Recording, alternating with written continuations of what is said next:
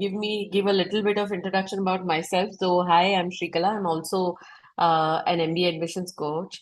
I've been part of Crackable, or I'm one of the co-founders of Crackable, and has have grown this company from starting with 30 students to now we have served over 30,000 students over more than a decade now.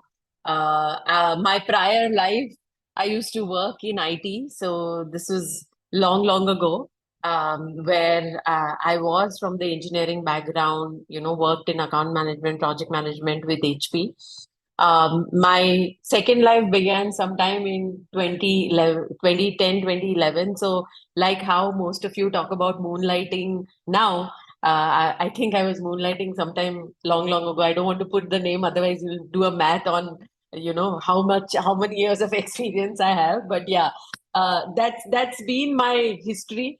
And over the last more than a decade, our focus has completely been on helping students applying to top schools across the world, India and abroad, and also help people for the GMAT process, right? So from GMAT to admission consulting, admission consulting, we take care of the entire journey. So yeah, so that's a little bit about me. I also have Vishwa, who's part of our mentor, who's also our mentor and also, um, an alum from the Smith School of Business. Vishwa, you can introduce yourself and then we'll take it from there. I can't hear you. Okay, yeah, I think I unmuted myself now. Hi guys, I'm really excited to be on this call and be part of your the discovery process for the very important phase. I did my MBA a couple of years back in 2016, 2017 from Smith School of Business, which is famously known as the Queen's University in Canada. After that, I started in a strategy consulting role in Toronto-based company. I did strategy consulting for 2 years there. Then I joined a startup in a role of like a head of product, where I was leading the end-to-end product growth there. That has pivoted my career to the product management, and ever since then I'm working as a product manager, looking after B2B product in ad tech, fintech space. As of today, I'm working as associate director in one of the ad tech company, looking at it's basically a group product manager kind of a role where I'm responsible for the various aspects of the product, right from ideation to the launch. And as far as the crack verbal goes, yes, I've been working as a mentor with the crack verbal for a couple of years. This is one of my hobby part, where the fun part is interacting with the parties, candidates, and helping them in their journey, and then finally see that they are getting onto the dream that they have been dreaming for a very, very long time. So that is really a fun part, an exciting part of this part of my life. Right. Thank you so much, Vishwa, for joining us. And, I want to tell you that we've been working together more from an admission consulting thing for quite a few years now. And Vishwa is extremely passionate about this role that he plays over here. And what excites us, and I think what connects us more from what we bring in as a value at Crackable, also that we really want to make sure we impact people's life in our way we can. So these sessions are also to bring in clarity in terms of what you require, how you want to plan it. And we also want to make sure we use our experience to guide people in their journey ahead, right? So that's pretty much a bit about ourselves. So a couple of ground rules, like I said, just feel free to just put in your questions on the chat window. We will make sure we'll address all the questions, whatever is in the scope of this webinar. If you have attended any of these webinars before, let me tell you how this is going to be different more from, like the topic says, right? Our focus is completely on what now, right? What next? We want to make sure that all those people who are in the GMAT journey right now, who are planning to take the GMAT in the next couple of months, and planning to apply for round 2 or round 3 for the schools of their choice, we want to make sure that we give them a very prescriptive plan around it, right? So what we are going to do in this session is give you the rationale behind every aspect of this application process, why it is important for you to understand that in depth, why it is important for you to know that essays are not just about, going on ChatGPT and, putting the prompt and it throws out something that looks very impressive. But it's also to make sure that you introspect, deep dive into why you're going to put in that 40-45 lakhs and upwards. If you're looking at India, it will cost you at least 40-45 lakhs, but if you're looking at abroad, it'll cost you a lot more. So I just want to make sure that all of you understand that, look, if you're looking at applying to a top B school and doing like a major investment in yourself, please be well informed. And that's pretty much the focus of this webinar today. And both Vishwa and I are going to focus on making sure that we give you that information that is required so that you take an informed decision around how you need to plan this entire process, right? So that's pretty much what we are going to focus on in this webinar. Any so yeah, so before I get started, and I want to just again get a poll from you guys. How many of you are planning taken the GMAT? Say yes. Planning to take the GMAT in the next couple of months. You can write your planning, right? So just put in on the chat window. Like I said, I want to make sure that all of you are awake and listening to me. Okay, Srinath, planning. Others, please type in next 20 days. Awesome. Rahul, all the best. Others, please type in. I'm waiting for all of you to type in. Right. So if you're planning, okay, next 20 days, night, all the best, Shivang, to you too. All right. So, okay. So a lot of people are in the planning stage. So perfect. This is exactly the webinar that you should attend and make sure that, you have clarity on whatever is required, right? So, all right. So let's look at what are the rounds that are pending right now and how do you want to plan and apply, right? So typically most of these schools have round one, round two, round three. Some have rolling rounds also, like multiple rounds after round four, round five for some schools. But round one is pretty much done for us. Most of the deadlines will get over by October 1st. So we are already on 22nd September right now. So, and most of you who are in the phase of planning or preparing for the GMAT, we are looking at round two. So we are all on the same page, either round two or round three, preferably round two. And if there is a school that you're applying to which has more than 4 or 5 rounds, then you might want to kind of reach out to us and let us know so that we can help you figure out that which are the kind of rounds you should apply to get maximum impact. Ultimately, remember, it is not about just meeting a deadline. It is about making sure that you put your best foot forward, right? So don't lose out on this main aspect that you have to focus on making sure you put your best foot forward, because what is our only goal? Getting an admit or meeting a deadline? Just type in. Who do you want to get an admit or meet a deadline? Perfect. Anyone else who says, I just want to meet a deadline and don't care about the admit? Okay. Srinath is the only one who says admit. Others, admit, deadline. Please type in. Perfect. Perfect. So we are all on the same page. So we are focusing on the admit part. Vishwa, your thoughts on this, right? Because you have been through this journey yourself.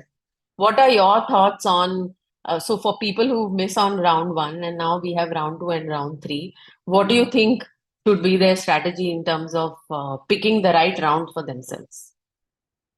So, my opinion on this is like, if you can apply to the round one, then that's great. But don't go with the half-baked application, because what happens is like, if you go with the half-baked application and somehow it gets rejected because of any particular reason, and next year when you are applying, you have to additionally explain what extra you have done. Which is a bit of a challenging task for a candidate and a mentor to pull it out. So I would say, like, this is such an important milestone in your career, in most of our lives. Like, probably MBA is the last academic investment that you are going to do. So, take some time. If you are not ready, shift the round, but, work with a very dedicated project plan with your mentors and, whosoever is helping out with you, and make sure that, you are applying it with the within that deadlines and giving your best foot forward. Right, perfect. So yeah, so like focus should be round two, as a plan. So all of you who are planning for applying to Indian school, like for example, ISB, its deadline is on December 8th, which is the second round. So which means if you're planning your GMAT and applying to ISB in India, look at making sure that you are applying, you're taking your GMAT before that. If you're applying to US schools, most of the deadlines are in the first week of January. Mostly they enjoy Christmas and all, and they come and then they will start looking at your application. And the deadlines are mostly from 2nd to 5th to 15th. That is the range of most of the US schools. So those are the deadlines that you're looking for if you're applying to US schools. UK also very similar. It will be similar to, either Jan or December deadline. Some schools have in November also. We'll have to kind of look at, like, for example, Oxford has stages. So it has stage one, stage two, stage three. They call their round stages. So their stage two, three is now on November 1st, right? So if you're looking at Oxford as one of the options, you want to make sure you are pretty much sure of the timelines that you're looking at, right? So that is another aspect of the timeline. I'm just going to give you a quick overview of what all is required, just to give you an understanding. Won't take too much time on this slide. So first is obviously prepare for your GMAT or GRE, whichever test you're looking at. Research about the school, extremely important. Make sure that you research about the school. In the end of the session, I will tell you some tools that you can use to research about the school. Also, I'll show you how you can research on these schools. So that is also something that will be extremely important. Finally, plan your entire, like Vishwa said, plan it like a project plan, right? You need application, you need to focus on which applications, you need to make sure your essays are in place, you need to make sure your recommenders are, ready, and you have prepped them on whatever is required. You need to be prepared for the interviews, right? So all those aspects are also extremely important as part of your entire process. And finally, be aware of what are the financing options, how do you go about the visa, how does the school that you're applying to plan your orientation and classes, because you guys also will have to resign from your current role. So you'll also have to plan that accordingly, so that you're also doing maximum in terms of making sure that your salary is in place and you have some money in your bank to kind of look at the expenses that are going to come ahead. At the same time, if you're planning to take a break to travel before the rigor of the school, a lot of people do that also, that before they join the school they kind of uh, take a break, go travel the world, come back, and then start fresh and full rejuvenated to apply to the B school, right? So that is also something that people focus on. So any thoughts on this, Vishwa? How did you plan this? Did you take breaks? How was your strategy when you were planning the school you're Yes, applying to? to be honest, I feel like, the break luxury was not available to me because I wanted to save every penny before I go there. But taking some break is very, very important because it's a extremely challenging journey, I would say. Like, if you're going outside of the country, then the new place, new environment, new culture, new people, everything kind of overwhelms you, so it takes some break. But as far as the journey concerned, like, researching about the school is one of the key aspect, because, like, many of us have bought car, home, things like that, and we go through, like, various videos, brochures, followers, to figure it out, like, whether this is the best car for us. This is 5 times costly than car and has probably, one of the highest impact on your life, right? So research about the school well in advance. You can ask for help, but that is something that you should take a lead on. Similarly, post admission, in my class when I was doing MBA, I knew that there was one guy who received an admit, but he was a little bit lenient about the visa process, couldn't really get through, and ultimately he has to cancel his admit. That too for the school like Queen's, which is, I think, it must be a very disappointing journey in his life, right? Like, so don't take any aspect in this very, like, leniently. Be on top of it. Right, right. And I think one of the most important thing that you have to remember is this is the second most important decision that you're going to take in your life. First being getting married. So just make sure you do your due diligence in terms of whatever is required, right? So that's definitely something that I would suggest how you should go about it, right? All right, so let's look at what typically five things that adcoms really look for, and we'll deep dive into each of these things. And what I also want to focus on in this webinar is how are these, how am I going to, as an applicant, if you are a candidate applying, where am I going to showcase this? How are the adcoms going to get access to this information? What approach are they going to take to get this kind of information from you? So that is completely what we are going to focus on in this webinar so that you have a very clear idea that when I am saying academic experience excellence, what are they looking for? If I say professional experience, where are they going to know about it? Right? If I say leadership potential, how are they going to kind of assess my leadership potential? You know, I'm writing what is the process, what part of the process showcases this aspect? What part of the process showcases my personality? What part of the process tells me that I'm very clear about why I'm looking at doing an MBA, right? So these five things are pretty much what every B school will look for. There are certain aspects of schools which I'll talk about when we deep dive into each of these aspects in detail.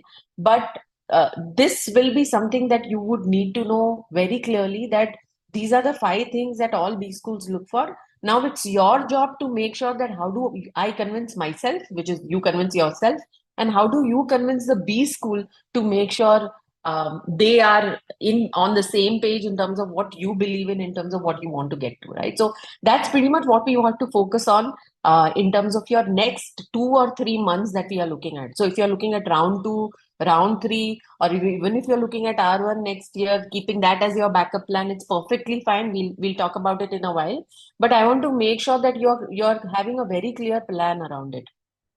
I also want to tell all of you that work will be there, personal life will be there, friends will be there, everything will be there. The whole part or the whole challenge about this journey is to maneuver through this, and that is exactly what you need to do through your MBA journey also, right? So nobody else is going out of scope. Everybody will be there in the same ecosystem that you are working on, along with this particular aspect that you need to focus on. B schools expect you to be a rock star at work. B school expect you to be introspective. B school expects you to be very, very clear about what you want to do as your next step. B school expects you to have great bosses who will say great things about you. And B schools expect you to be extremely smart when you're communicating and articulating what you want to say through your essays and through your interview. Right. So these are the five things that we really need to focus on. Let's deep dive into each of these.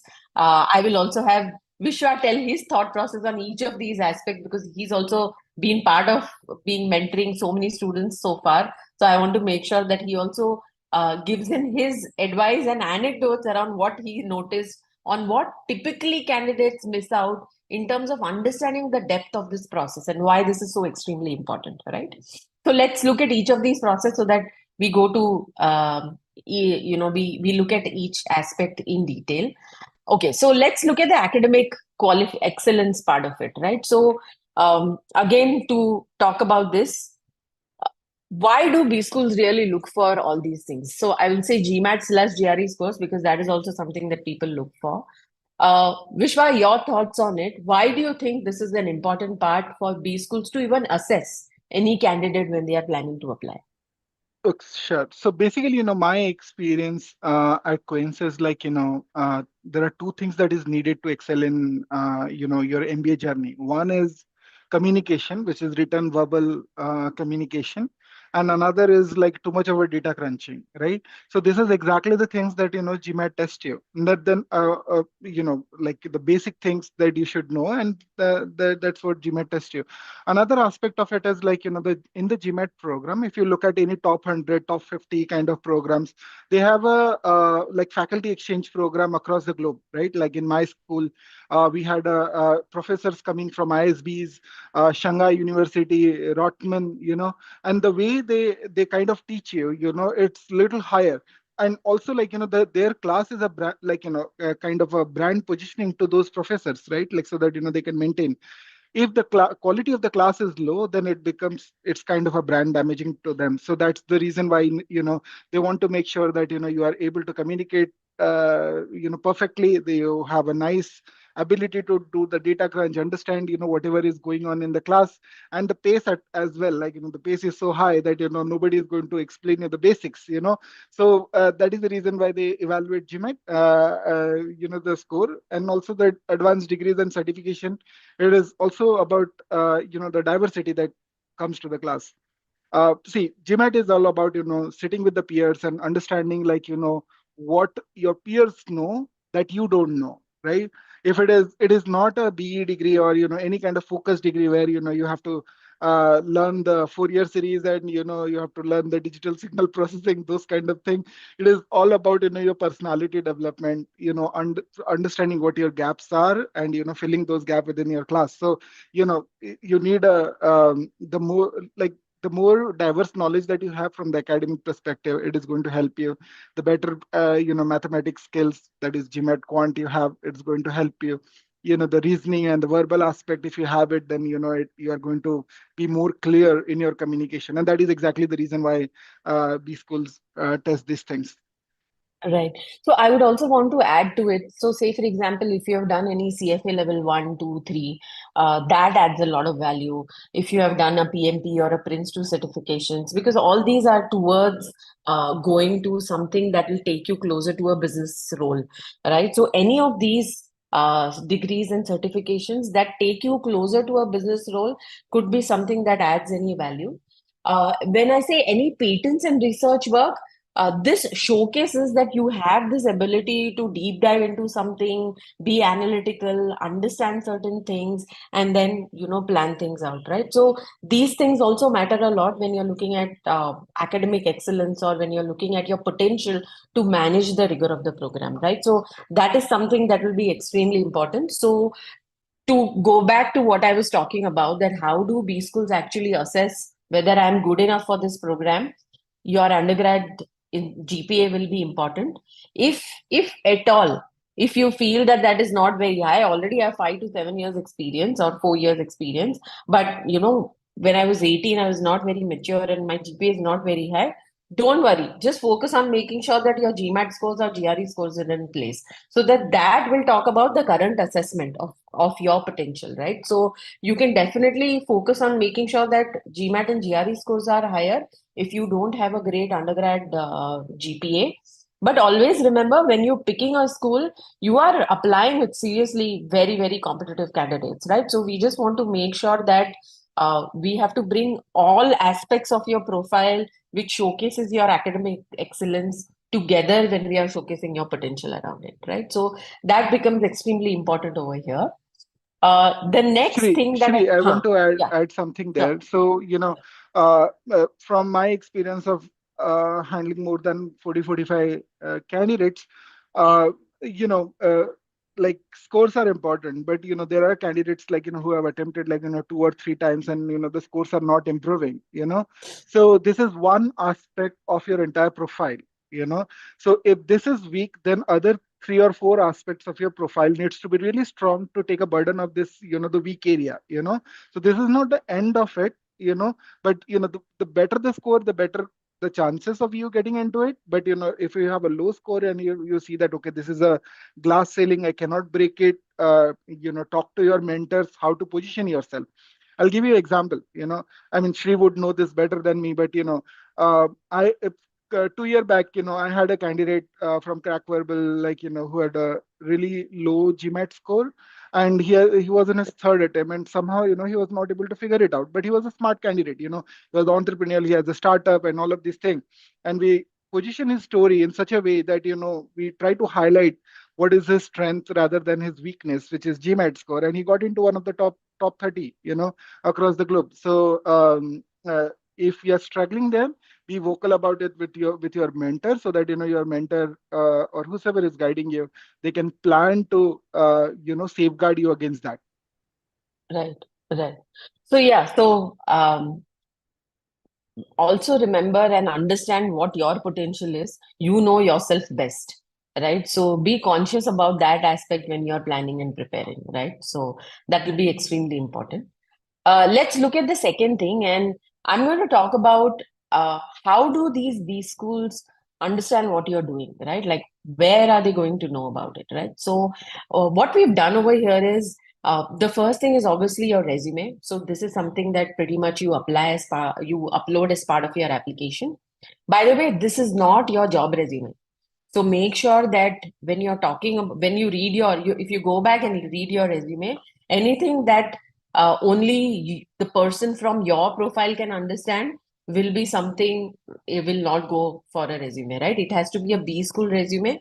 It has to showcase more your roles and responsibilities and what quantifiable achievements that you have brought in, or what you bring into the class is something that we have to focus on in terms of the resume.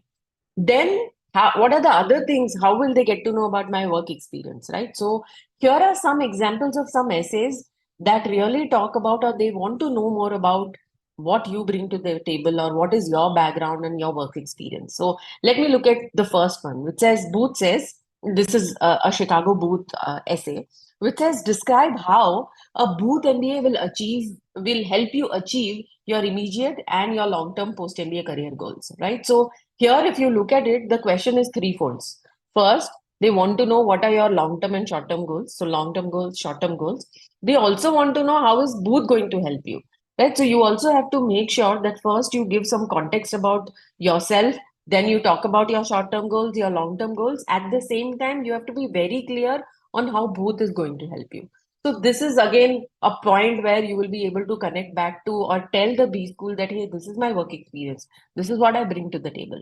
Wharton has the same thing. It has worded slightly differently, but it says describe your career objectives and how Wharton MBA will help you achieve these goals.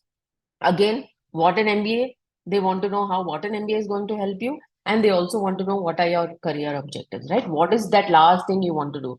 One thing that you have to remember is when you're applying to top schools, you have to think big, because all the people who are applying to these top schools are thinking big, right? They are really looking at what big change that you're bringing into what big change you're planning to bring in into your work, the space or the sector that you're looking at, right? So that will be extremely important for you to think through. Third, for example, ISB. This is one of my favorite questions, and I feel this year ISB has kind of done a good job in terms of how they've kind of crafted the questions this year.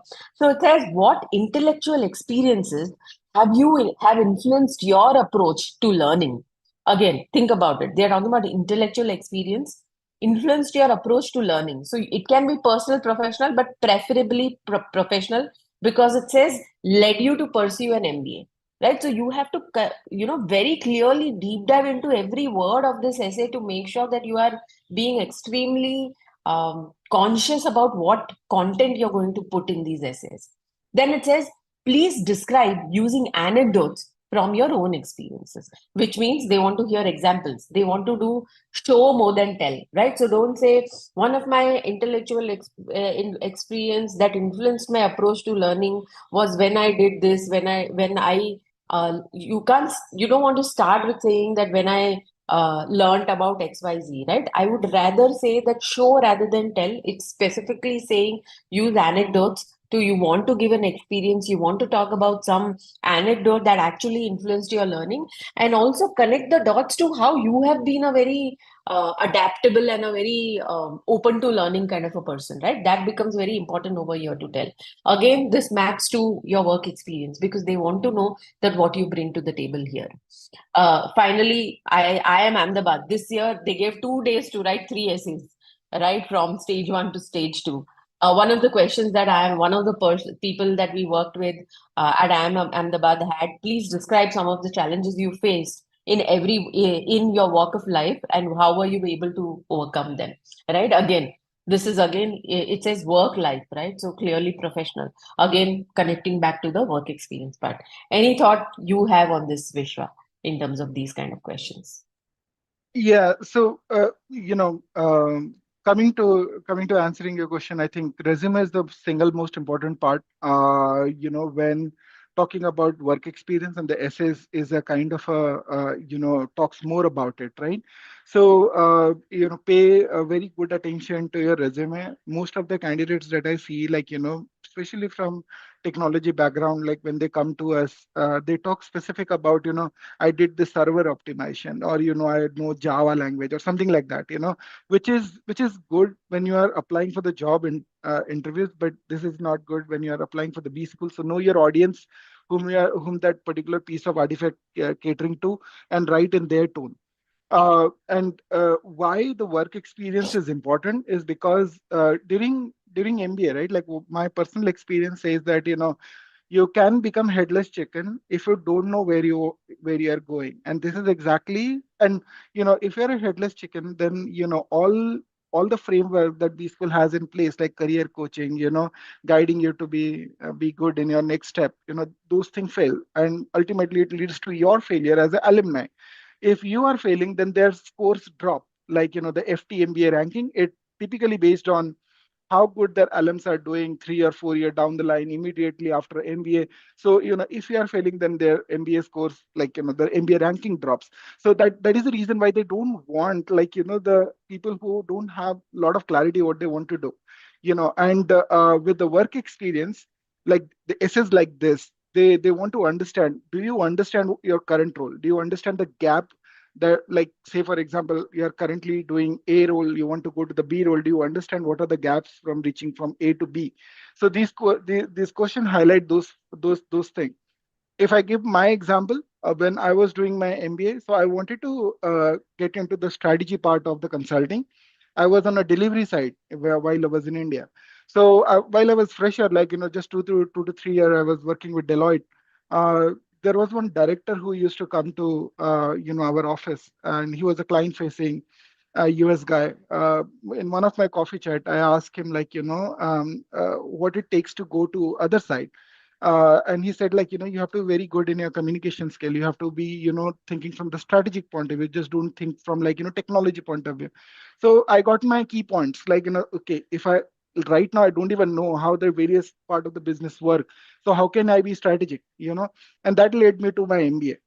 So similarly, you should find out, like, what do you want to achieve, and what are the 2 or 3 things that that is stopping you, that you cannot get those things from your current role. And that is where your MBA degree helps.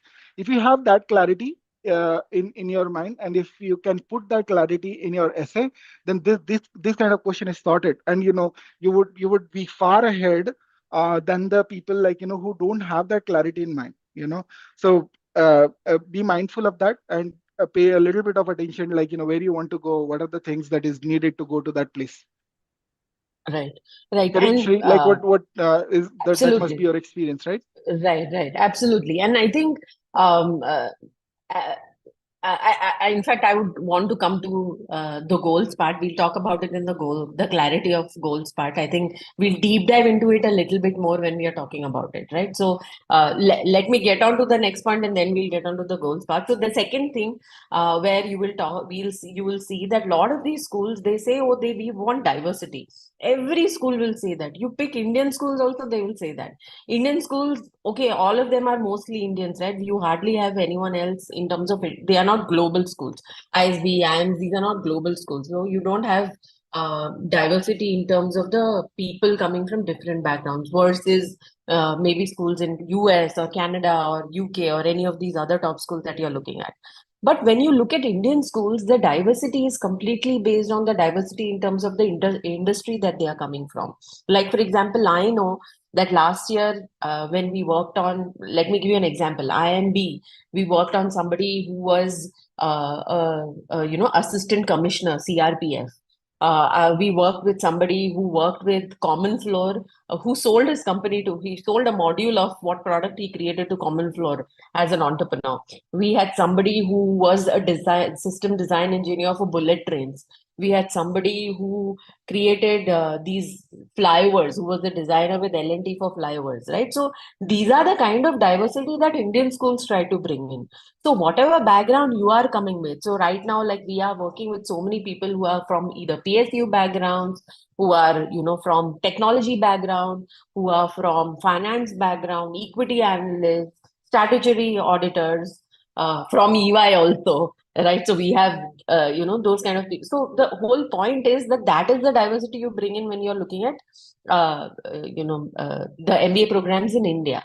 But foreign schools, the diversity is again, they have a pool of people that they are looking at more from an international audience perspective, right? So they will, if you look at this B schools class profile, you will see that they have, some schools will say 26% international, some schools will say 90% international, some schools will say we have 60 nationalities or people with 60 different passports in my class.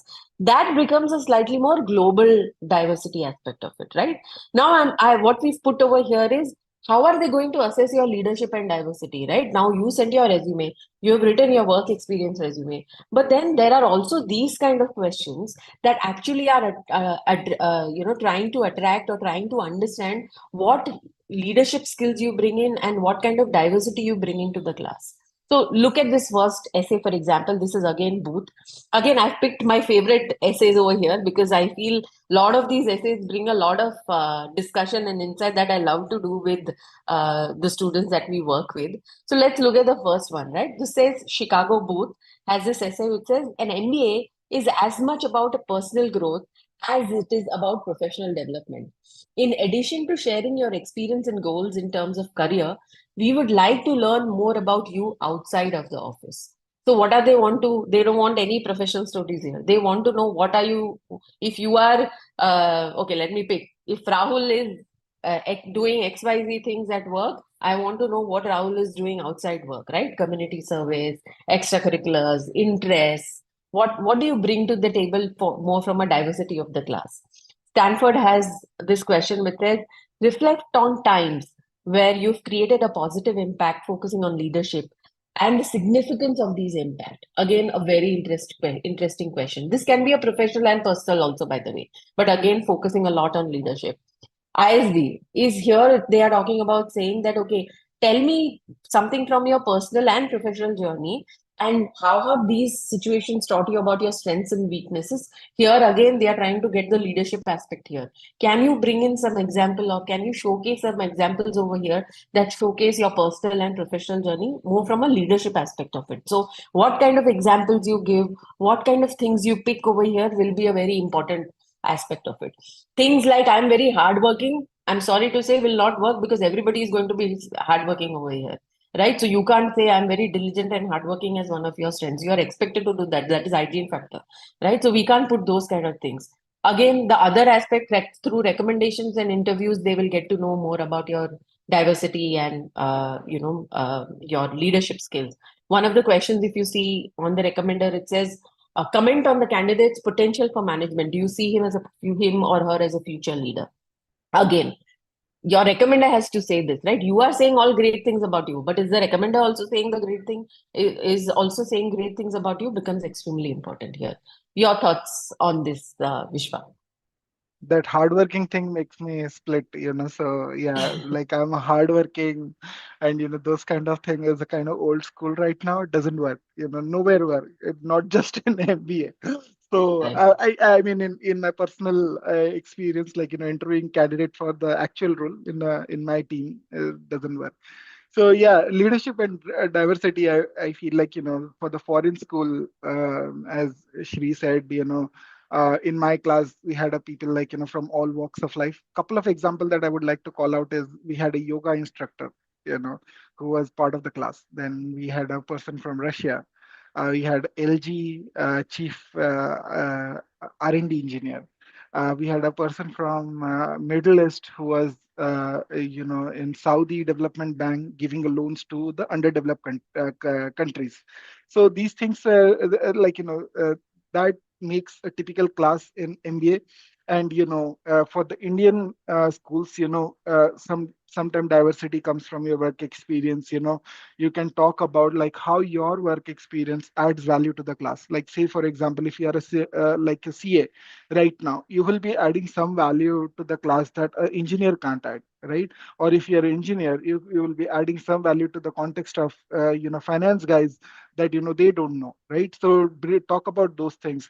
One important thing to think about here is, like, while you are thinking about your leadership stories, list down all the things that you have done in your life, and wherever you think that okay, it was not expected out of you, you still did it. These were the challenges that you have overcome.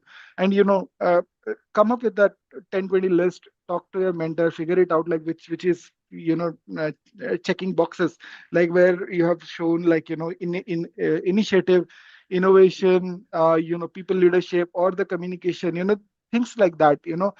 I mean, this when from my experience, what I realized, that when candidates see the questions about leadership or diversity, that is kind of, they think like, okay, I'm not manager yet, so I don't know what leadership I have. But you are doing a lot of things in your life that also shows leadership. I'll give you an example, like what I have written in my Smith School of Business essay. So there was a time when I used to go for a walk, and every time I used to go for a walk, like, and I used to pick the like the plastic thing, like from that natural tree, which was not catered by municipality. So by looking at this, some of my friends also picked it up, and they also started doing it, and it becomes more and more bigger initiative, and we started measuring what was the in kgs, like what was the garbage we collected. So that become a talking point. Has it created a mass scale impact across the globe? No, but it has demonstrated that I was able to think beyond something, like from my day to day routine. I mean,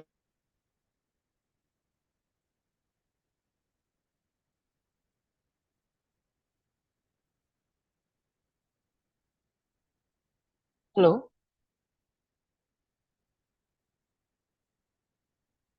Did we lose you? Hello.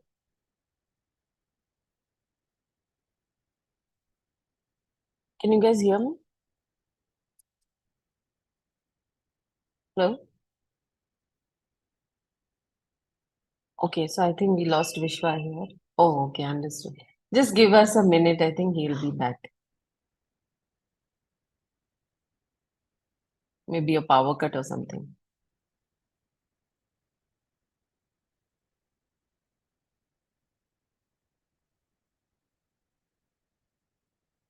Yeah, so till Vishwa's back, let me also give you some more aspects of leadership and diversity, right? Now, leadership, I told you, there can be things like extra things, that initiatives that you have done apart from work is also something that you could look at. Okay, Vishwa's back.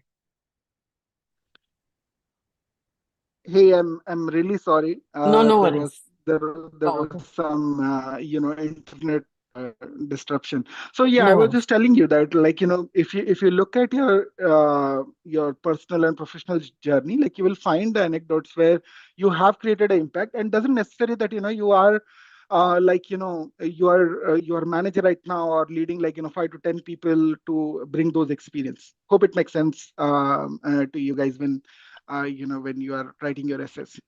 Right. And I want to tell is one thing, remember that you don't need to be a team lead.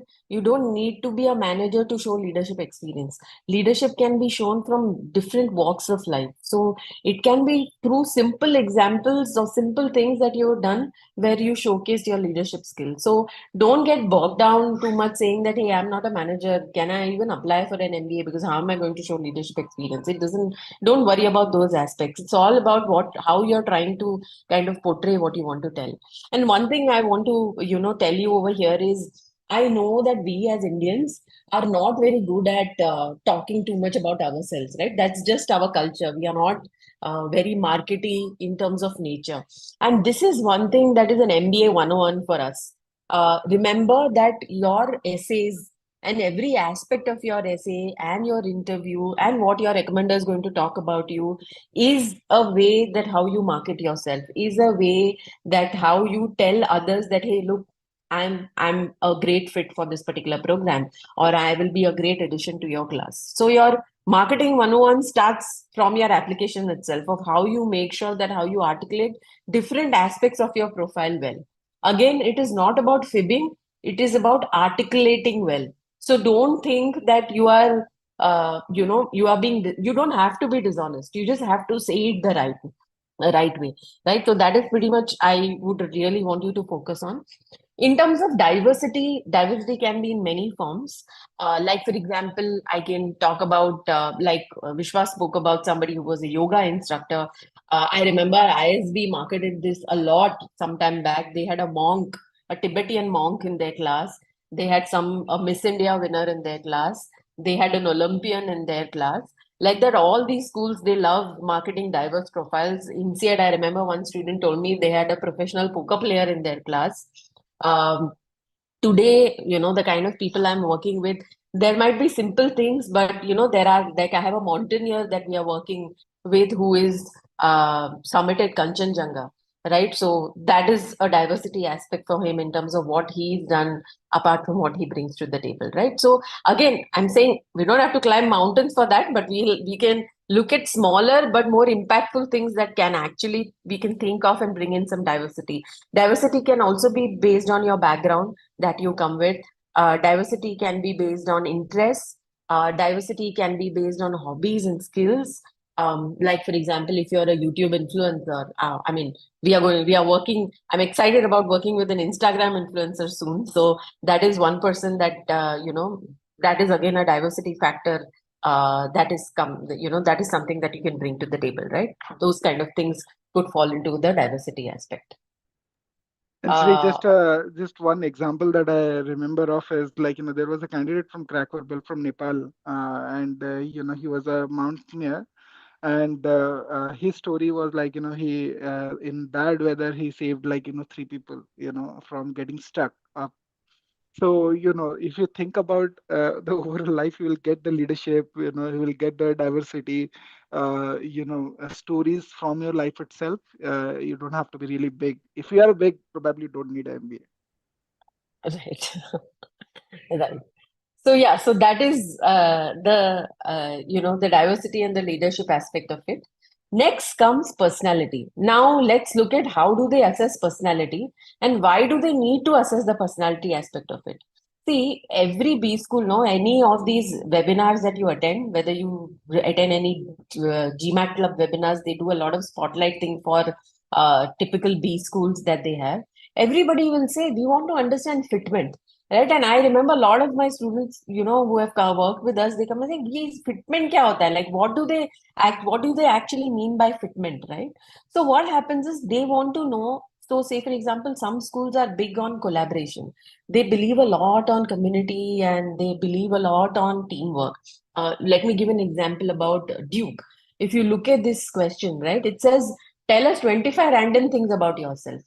25 random things. I want all of you to think at least five right now.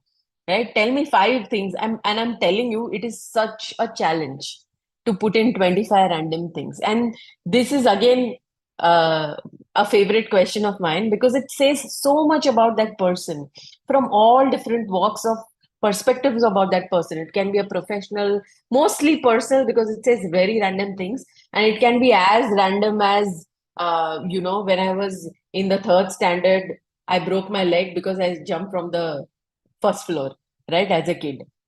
It can be as random as that, right? Or it can be as random as, I was the funny guy, in school because I used to wear some specific. I remember people saying those kind of things also, right? So this is again to understand your personality, how colorful you are, because Duke as a school values that, right? So you will see these kind of questions in schools who they really want unique people. Like a London Business School has one question like that, which says, "What is unique about you?"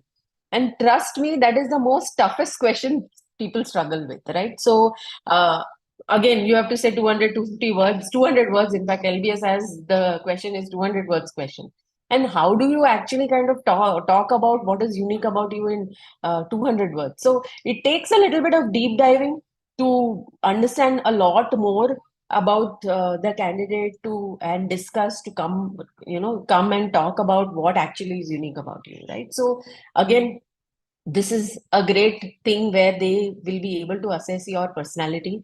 Words that you use on your essays, if you use a lot of "I did this, I did that," I made sure the team worked together. So see, the moment you put a lot of "I," you are messing up with the team spirit, right? So which means you have to be very careful because it says that Team Fuqua talks a lot about community, and that is what sets our MBA experience apart. Now, you tell me what 25 random things you have done to showcase what we need to know about you, right? So, that is these are the kind of questions that they want to kind of assess. Interviews is another place that they talk about. They want to know more about you as a person. We have recommendations again. What are the areas of development? Say, for example, and this really happened for you have to make sure that you are in sync with your recommender. Make sure that they are not saying anything which is against what you are trying to showcase yourself as. And that becomes extremely, extremely important. I know in India, we have this problem where the recommenders will say, hey, you write whatever you want, and I will kind of proofread it and I will submit it, right? And I mean, a lot of my candidates face that as a problem. I would definitely say preferably choose a recommender who would love to put in their thoughts and time and experience in what they have experienced with you in terms of your professional journey. That will be the best recommenders you should pick. However, if at all that is not possible, please do have discussions with your recommenders so that those are aligned. It will be extremely important for you, right? So that is also something that is that actually they will be able to assess your personality through your interviews, through your recommendations, and through these kind of essays where they want to assess your personality and fitment to the program that you're looking at applying to.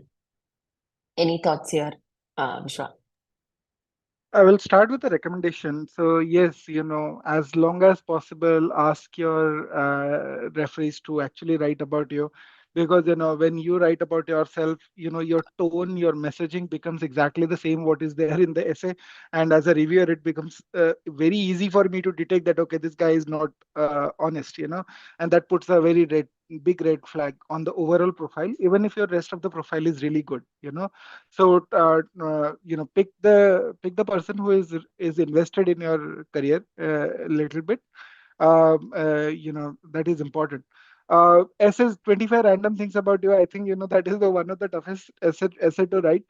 Shri, I remember sitting with one of the candidate, and we started the call at 9 p.m. and it went to 2 a.m. and still we were not able to figure out 25 random things to write in that essay. And we went to the bottom level, like how was his cooking experience and stuff like that. We try to put everything. So yeah, personality is very important in the B school, because most of the B school has a team-based learning.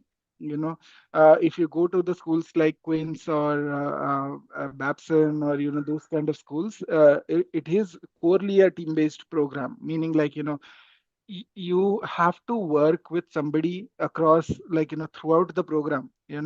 And one of the major challenge for the B school admin, like the MBA admin team there, is like to ensure that they are putting people who are not like who can work together. Like in my school, like there was one person like who was not going along with the rest of the team, and it was a constant issue between that person and the team, and it got escalated. Finally they had to remove that person and they shifted him to the Shanghai campus. So it was it was a bit embarrassing for the recruiters who have recruited him for the program, right? So talk more about and I'll give you one more example. While I was in a school, I got to know that Queens has rejected a NASA astronaut. Now, in your thought, you will be like, okay, why somebody would reject a NASA astronaut, from the application? And when we asked the admission head there, so he said, like he was too smart guy, like we felt like the program is not good enough for him, and he will not go ahead with and work with the rest of the teammates. So we thought, like this program is not right fit for him. So whenever you are talking about personality, talk more about the collaborative nature.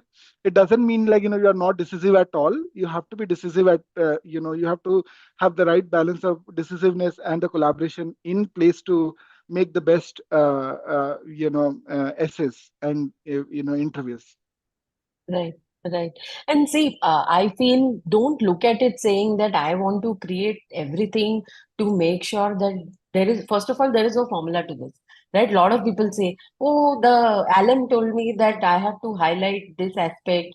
I have to highlight that aspect of my profile. Yes, it is important, but there is no formula to it. That doesn't guarantee you an admit, right? So that is one aspect of it. Just remember that everybody comes with their own personality and their own value that they can provide to the class. Second is, see, this part is very important for you also. You also want to make sure whether you are choosing the school that you will feel comfortable with, right? You want to, like for example, there are schools where you will have a lot of, and this is true, there are schools that which actually have a lot of A type personalities, right? Like people who are super aggressive in terms of how they have approached their career. That is the school's decision. The school wants those kind of personalities because that is what they believe in, or what is, that is what they feel is the kind of ethos, or that is the kind of people they want in the class, who are super aggressive, super achievers, kind of thing, right? But at the same time, there might be schools where you see that, like I said, Duke is so much about community. They talk a lot about community everywhere. Kellogg is a lot about community everywhere. Like that, there are a lot of these schools that actually focus a lot on what you bring to the table and focus a lot on teamwork. They have a lot more group based kind of an approach. The moment you land up in the school, you have a team, and that is the team you are graded with throughout the program, right? So there are a lot of these aspects that are important. So it is not only about you picking the school picking you, but it is also about you picking the right school for yourself. So that is where it is important that you also do research on the schools, and you make sure that you are aligned with what the school is also looking at offering. The last thing is about having goal clarity, and I'm tying it back to what Vishwa spoke about, of having this clarity of goal. And this, I think, we have seen as one of the major challenges that most people have. And this clarity is so important. I mean, I can't emphasize how important this aspect of it is, because I don't want any of you to apply to a program with not getting this clarity, right? And see, it's need not be 100% clarity. It's okay. It's okay. You say that I'm looking at two or three options because MBA is for you to explore, right? It's okay to say that, but at least there has to be a direction. You don't want to be in a situation. So, see, most of you, let me ask you a question, right? So, most of you, how many of you decided your undergrad yourself? Or did your parents influence that decision? Say yes if you did it yourself. Say no if parents influenced this decision or parents took the call for you. I want you to put in the chat window. Okay. So Shivang says parents took the decision. Others, please. Megha also says parents took the decision. Srinath also says parents took the decision. Others. I'm so happy, Rahul, for you. Right? So what I'm trying to say over here is you don't want to make sure exactly, right? This is again judged on the undergrad scene. Again, not a very, I mean, it's completely based on marks, and that is how it works in India in most cases, right? So I think what I want you to understand is this career decision has to be something that you have thought through. And that is why it is very, very important for you to have that clarity on why are you really doing this, right? So again, I'm going to pick product management here because I'm going to prod a little bit more on the product management part of it, since Vishwa is here and I want to make sure we take advantage of his presence. And I will get into detail about the product management part. But let me just give you this is how they assess the goal clarity part, right? Kellogg has this question which says long-term goals, short-term goals. Berkeley has this question that how will an MBA help you achieve what you want to do in long-term and short-term? Again, there is this question, why are you pursuing this MBA? Why are you doing it now? How is a Tuck MBA going to help you with your goals and aspirations? UCLA has this goal. You see, every school will have this question because this is the most important question they want you to, answer and clarify. Describe your short-term goals. Describe your long-term goals. How is UCLA going to help you? Again, this is another school. Describe your short-term goals, long-term goal. Here, they also want things like, what geography you want to work in, what is the company, what is the industry, what is the function, what is your mission behind picking this particular aspect, right? So this is, I can't, like I said, this is the most important thing. You have to be 100% sure about this. you have to make sure that everybody in your family is very clear about why you're choosing this stream for yourself. And you have to make sure that that conviction is coming through in all your essays also. And this is, very, very, very, and the most important part of, how you have to approach your goals. I'm going to take an example of product management now. And since work with a lot of students who come from different kind of backgrounds, whether it is finance, whether it is technology, whether it is people who are working in the banking sector, whether it is people who are in a completely different background also, right? Now, everybody has this thing where they say that product management looks very fancy to me, and this looks like something I really want to do. I've read a lot about it, and I think this is something that I want to focus on. So, how do I kind of tailor my background and experience to, product management? Now, Vishwa, what the question I want to ask you over here is, how much of depth do I need to have about product management to actually convince the school that this is what I want to do? Well, I feel like one should have a basic understanding what managers do. When I say basic understanding, meaning like a very high level, like life in a product managers, like what they do, what is a typical career hierarchy, what are the skill set that is needed. Like then only you will be able to convincingly tell anyone that okay, I want to become a product manager because it requires more of a problem solving. And I in my current role right now, I did this problem solving and I got a kick out of it. And that is the reason why I feel like this can be a right role for me. So to answer your question, Sri, yeah, one should have a very high level understanding what product management is, what the life of a product manager looks like, what is the career hierarchy, what are the skill set that is needed to be in that role. Right. So let me just deep dive a little bit more on the type of product manager roles, because what I also want you to tell us is what kind of companies do you think will general product managers have? So if you could just walk me through these four types of product management roles and kind of map it to the kind of companies also that they should look at for product management, what would that be? Yeah. So it's very nice of you that you have put it into the four buckets, and we are based on my understanding. Let's talk about it.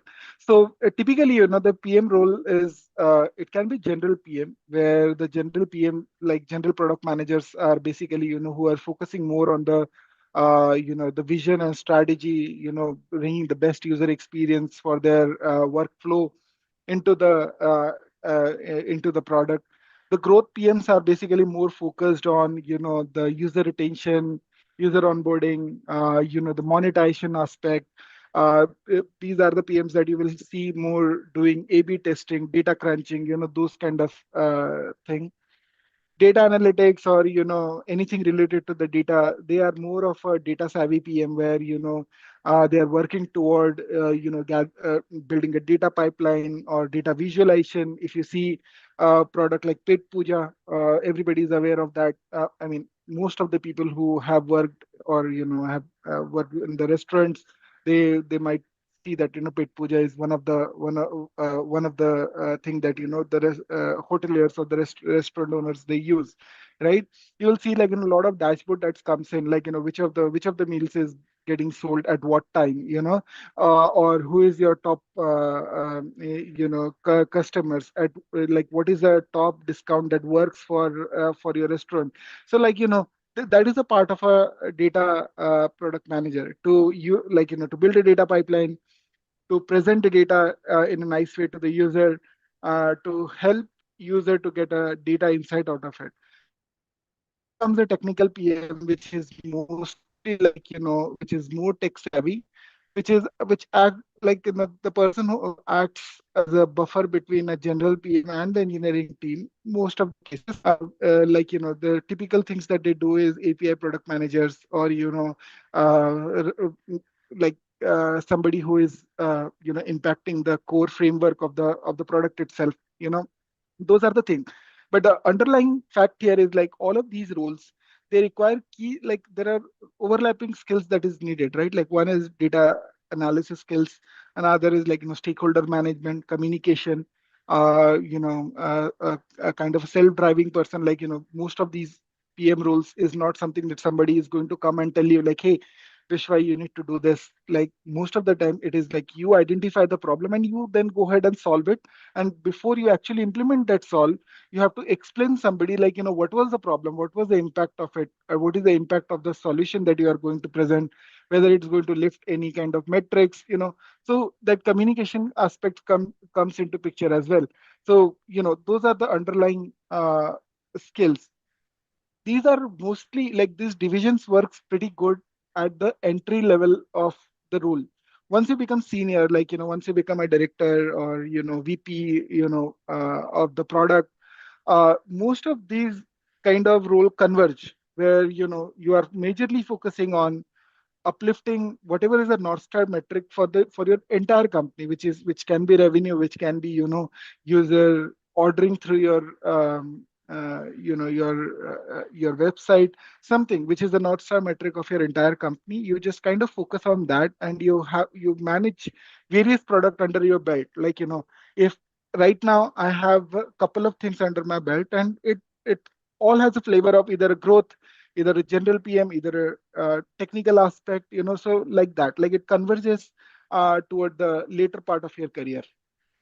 Right. So, in terms of for people who are thinking of, so we are taking this as an example of, say, product management, right? The depth that they need to know before they apply for a particular program.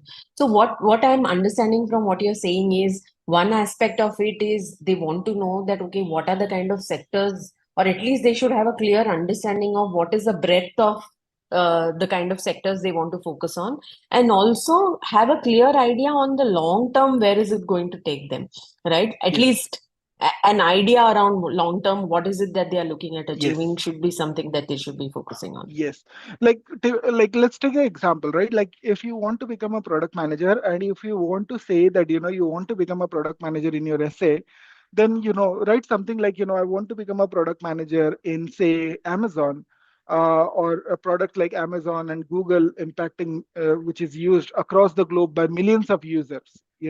Or you can talk about say you want to become a product manager but in a green energy space. You can just say like I want to solve the problem in the energy space. I see product management as one of the path to achieve that, and I'm passionate about green energy space, something like that, which is more personified, like why you want to become a product manager, rather than just saying that, oh, I want to become a product manager, where you have zero clue like what product managers do. And these things, like the lack of research is very easy for anybody to pick. Like Shri can say from her experience, but from very limited experience of me guiding people, Shri has 10 or 100x of that candidates under her belt. But with 40, 50 people that I mentored so far, it becomes very easy, like somebody, whether somebody has done a research before they pick that career goal, or somebody has not done the research. And on any fine day, I would prefer a person who has done the research, like what he wants to do, what it takes to become in that role, why he thinks that he is going to be a good fit in that role. Does he know what is the career trajectory is going to be in that role? you know and Shri, you asked me one more question. Sorry, I forgot to answer that. Like, the companies that you see right now in like, if you take any company or anything that is not service based, all of these role exist there. Okay. And even in service based like banking, it exists. Okay. So let's take an example of Amazon. Now Amazon has a general product manager, it has a technical PM, it has a database, data analytics and AI PM, it also has a growth PM. So like take any e-commerce, take any ad tech, ed tech, health tech, right now, the product manager role exists in all of the companies. It is one of the most sought after career, in the world, I think, after maybe investment banking or maybe before investment banking. So yeah, there are ample of opportunities there, especially, the candidates who make into the PM role are typically like, after B school is the right time to get into the entry level PM roles and, take your career ahead. in Right. that trajectory. In fact, I just want to add to that. So just yesterday I had a conversation. So my neighbor is the VP of products at Flipkart. So technically VP at products at Flipkart, but he says that we You are don't living in call a good ourselves. neighborhood. Yes. So he says that we don't call ourselves as a product team. We call ourselves as a data science team because everything that we do in terms of decision making is through data. So their entire team, so they are completely not looking at as product now. They're completely looking at it as a data science kind of a team, right? So that is the approach that companies are also looking at when they are looking at how they want to kind of have a strategy around what they want to focus on in terms of the kind of products that they work on, right? Yeah, So yeah, very so well said. Like, right now, each and everything that is happening in the company is uh, like, data driven decision, especially for the PMs at a little bit of senior role. You cannot do anything without you backing that particular decision with data. Even if you're changing the color of the button, you really need to understand what is going to be the impact of changing the color of the button, or in your UI. And to do that, you have to run the tests across wider sample, understand how it is impacting, whether it's taking your revenue up, taking your revenue down, whatever is the key metric that you are tracking. You have to do that data crunch. And one of the key role is do the data crunch, but also interpret that data crunch and talk in a terms that people can understand. Otherwise, it is going to be a bottleneck. right, right. So, okay, so I'm going to now show a sample essay over here. And I want you guys to kind of tell me what do you think about it. Okay, let's just read first three paragraphs. And this is typically what I do with the people we work with also. Whatever they write, I read it aloud to make sure that I'm able to understand what they are trying to say, right? So I'm just going to put something here. I've always aspired to pursue an MBA to advance my career in the business world. In the short term, I aim to secure a managerial position in a reputable company where I can apply the skills that I've learned. My long term goal is to become a senior executive leading a large team driving business companies and growth. Kellogg is one of the top business schools, I believe, and I believe its programs will provide me with the necessary knowledge and skills to achieve my career goals. The diverse curriculum and experienced faculty will help me understand various aspects of business management. Additionally, the networking opportunities at Kellogg are unparalleled, allowing me to connect to industry leaders and peers who can support my journey. I'm just going to read two paragraphs and I'm going to say that, okay, we have two people who are going to apply to this particular Kellogg program. And one is going to be Mega and another is going to be Srinath from the crowd that we have over here. What about Mega and what about Srinath is coming across through these two paragraphs? Can anybody just put in on the chat window and tell me that what about how is it different for two different people? Please type on the chat window, different, not different. At least Megha and Srinath can respond.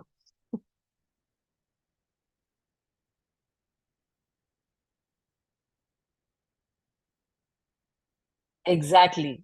Exactly.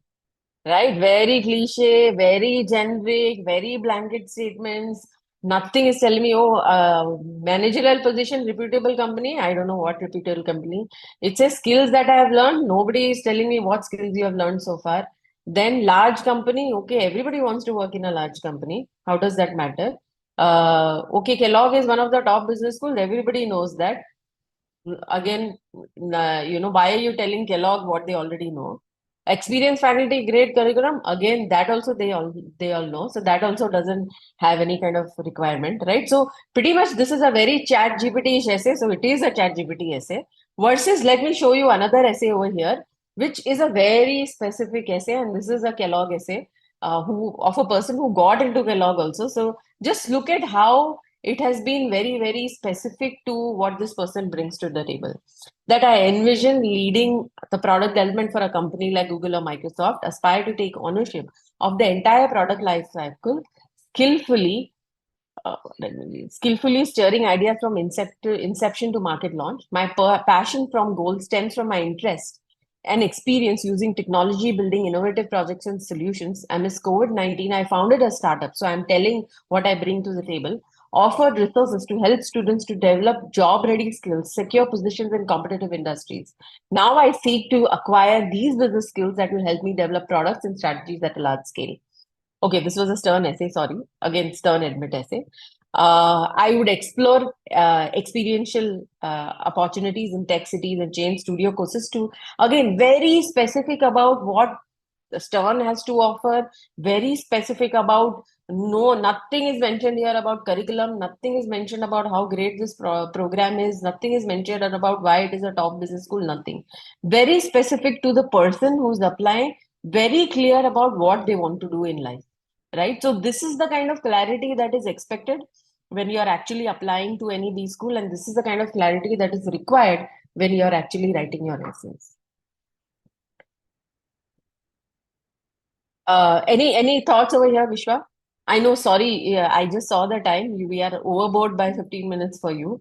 Uh, Yeah, no, that's fine. I'm enjoying the conversation. I hope the participants are enjoying as well. yes, Yeah, it's pretty much, this is the kind of essay that we need to write. Like, it has to have a your personality, your color into it.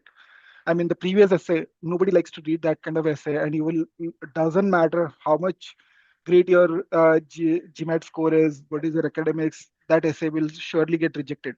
Versus this shows that, okay, you know what product management is, you know where your trajectory is going to become, like, you understand why that goal has been even formed in your life, right?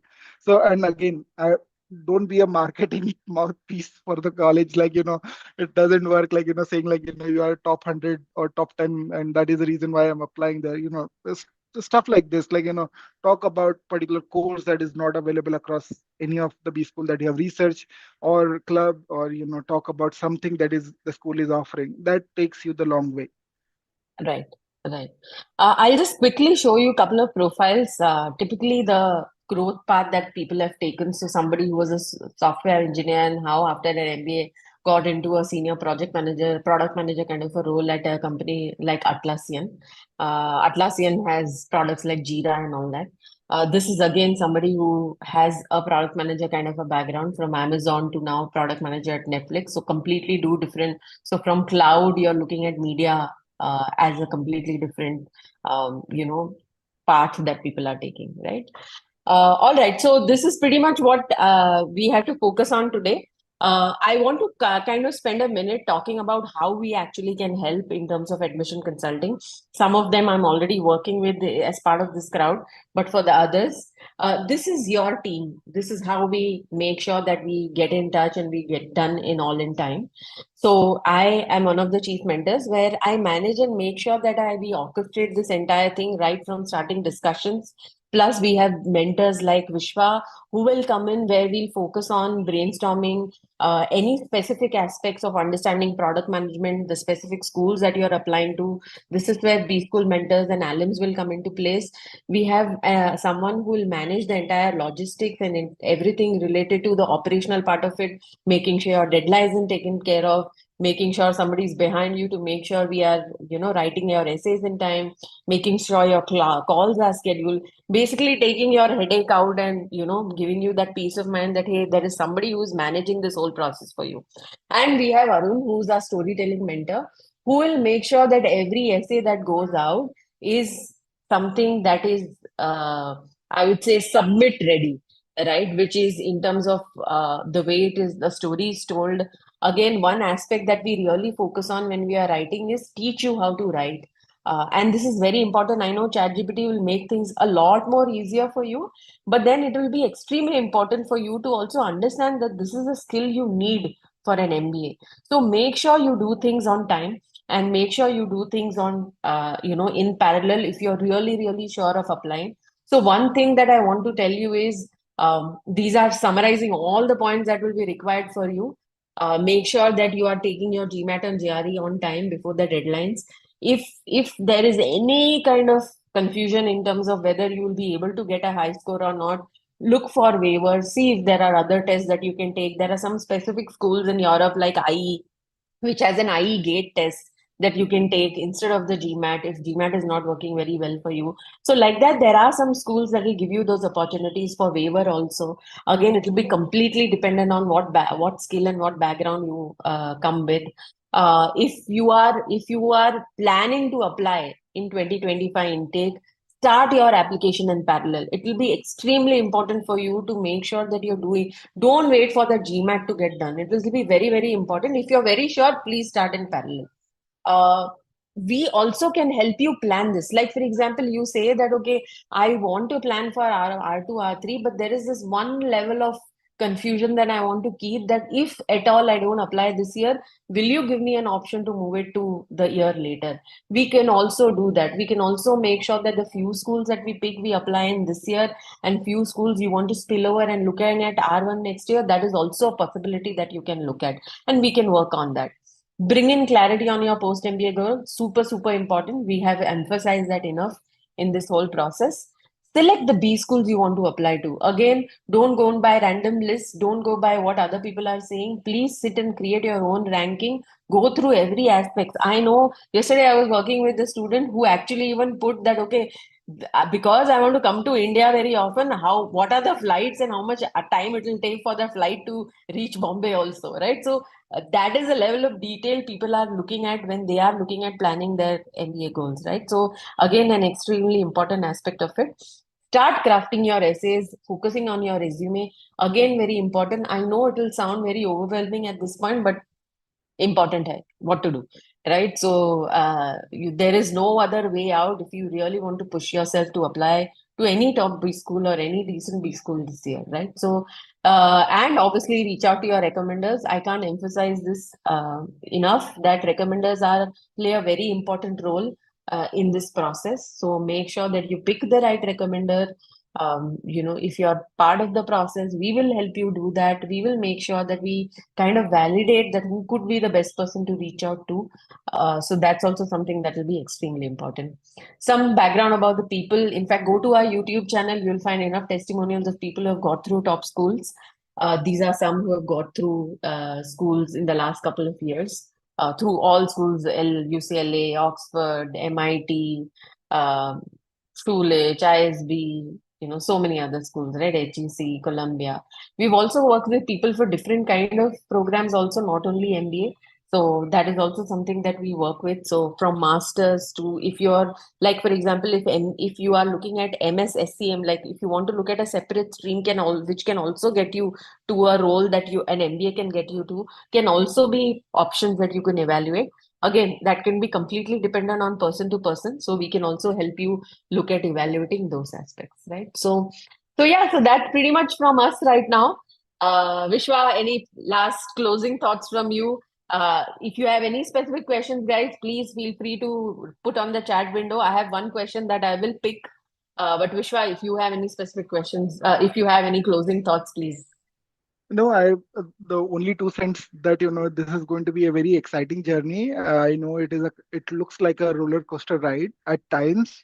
Having worked with so many people, I know that it can be emotional as well at times. So work, focus on your strength. Once it is over, you will be in your dream schools. That's it.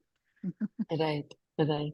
Yeah, and a lot of people tell me this, and I want you guys to also keep that in mind, right? So, if you go to our YouTube channel, you will see a lot of people I interview, and that is a very big motivation, and I'm sure it will motivate you also, that I want to interview each one of you next year, once you have got into your the school of your choice, right? So, keep yourself motivated, make sure that if you really want to push yourself to get to what you want to do, effort to lagega, right? So there is no other option. It cannot be an easy journey. But it is not, it's not rocket science. There are thousands of people getting into schools every year. So yeah, if you can really push yourself and make sure that you can do your best, it should be something that you should be able to do. Right? All right. Any other questions? Any thoughts? Okay, there was one question which says, what is a safer score to get to in Focus Edition to get into a school like ISB? There's nothing like safer score, but if you go and look at ISB's published average, it is around, the classic edition is around 700 something. So 655 plus on your focus edition should be a decent score to improve your chances. I always say it is a probability that you have. A higher score still doesn't guarantee an admit, but it increases your probability to get an admit, right? So focus completely on that aspect. Your profile, all these other aspects that we spoke about will also be important. Score is not the only one thing, right? So we work with people with 640, 660 also who have, I mean, the classic edition score who have also got into ISB. So, and if you have a different kind of a profile, it is possible. So yeah, so don't GMAT GRE is important, but don't get demotivated if that is you think of what are the other options that you can figure out also. Right? All right, thank you so much, all of you. I hope this you found this helpful. Thank you, Vishwa, for being part of this. Really, really, really appreciate it. Thanks for And this inviting me. was fun. Yeah, this was fun, and yeah, I enjoyed this whole session. I hope you did too. Best of luck, guys. Thank you, guys. Thank you, Thanks. Bye. everyone. Have a nice weekend. Thank you so much, Mika. Thank you, guys. Bye bye. Thank you, Srinath. All right.